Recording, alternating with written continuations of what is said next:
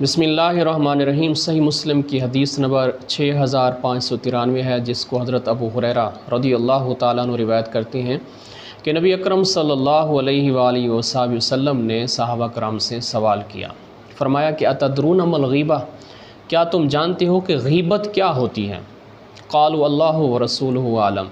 सहाबा ने अर्ज़ किया कि अल्लाह और उसके रसूल सल्लल्लाहु अलैहि वसल्लम बेहतर जानते हैं।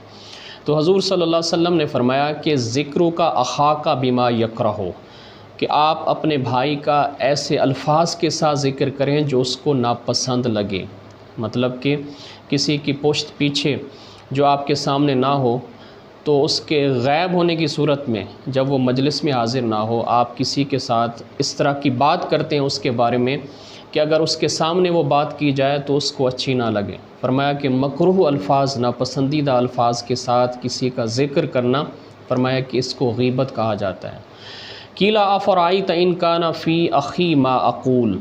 एक सहाबी ने अर्ज़ किया कि या रसूलुल्लाह सल्लल्लाहु अलैहि वसल्लम, कि अगर मैं अपने भाई का ऐसे अल्फाज के साथ ज़िक्र करता हूँ जो वो पाई जाती है, यानी ऐसी अगर उसकी कोई बुराई मैं ज़िक्र करता हूँ, उसकी ख़ामी मैं ज़िक्र करता हूँ जो उसके अंदर पाई जाती है, तो क्या ये भी गीबत है? हज़ूर सल्लल्लाहु अलैहि वसल्लम फ़रमाया इन कान फ़ीहि मा तक़ूल फ़क़द इग़्तबतहु। फ़रमाया कि जो तू उसके बारे में ज़िक्र कर रहा है, अगर वो ख़ामी उसके अंदर पाई जाती है, फ़रमाया कि वही तो गीबत है, तूने उसकी गीबत की। व इल्लम यकुन फ़ीहि मा तक़ूल फ़क़द बहतहु, और अगर वो बुराई, वो ख़ामी उसके अंदर नहीं पाई जाती, तो फिर तूने उसके ऊपर इल्ज़ाम तराशी की, फिर तूने उसकी बहतान तराशी की, उसके ऊपर बहतान तुमने बांधा।